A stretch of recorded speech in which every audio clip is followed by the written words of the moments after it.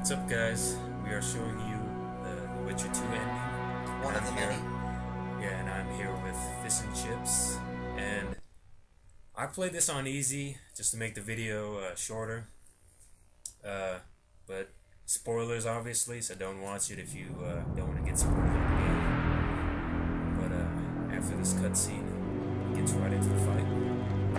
You're gonna meet Letho at the end of the game on this location.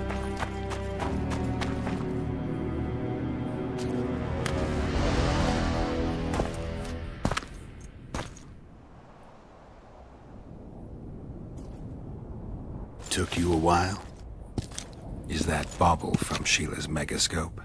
Mm-hmm. My final prank. I switched the diamonds. The one in the megascope has a flaw.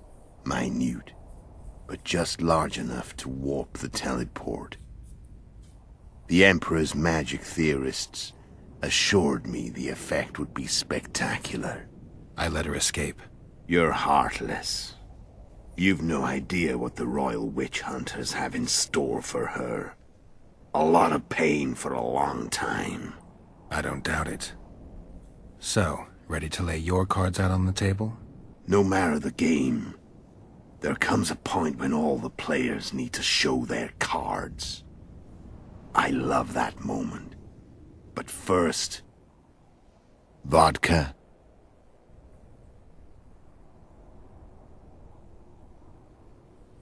I only drink with friends. It's just... What about old acquaintances? Eh?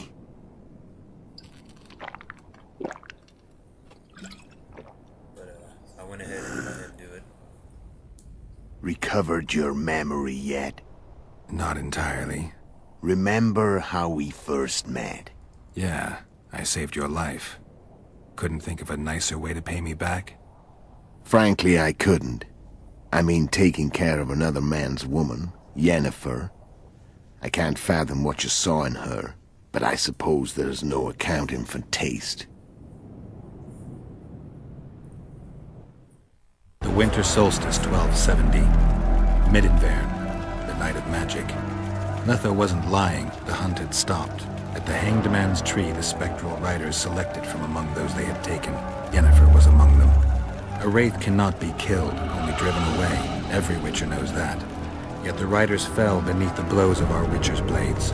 Crimson blood flowed from under their dead men's armor. We could not kill them all. They were simply too many. A stalemate. He was different from all other elves. There was no shame in his gaze. He had never suffered persecution. He had endured no massacres. Humans had not taken his land. This elf was not of this world. He was an invader. We struck a deal. My soul for that of Yennefer. He agreed without hesitation.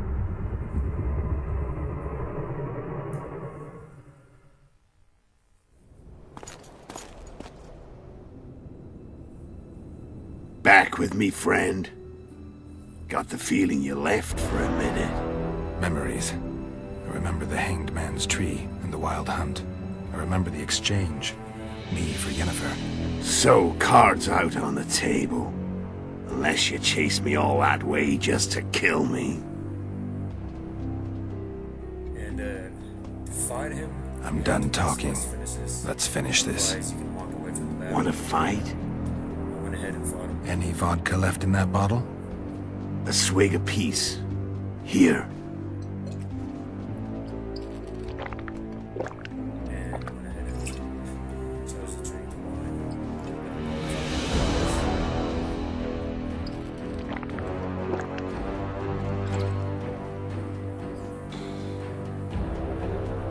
The Imperial army is probably crossing the Yaruga as we speak. Pure pandemonium will ensue. The North's finished. Time to go south, where the good life awaits. You're a fool, Letho. Both you and your Emperor are forgetting one thing. Misfortune brings people together. Very shortly, the North could be united like never before, thanks to you. But that's just not my concern anymore. I'm not your foe. I never was. Let me walk away and I will. You'll never never see me again. Force me to fight, and this time I'll kill you. Time to fight. Ready? As I'll ever be.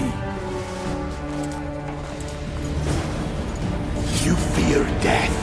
Stop fighting. What does it feel like to be almost dead? I said fight.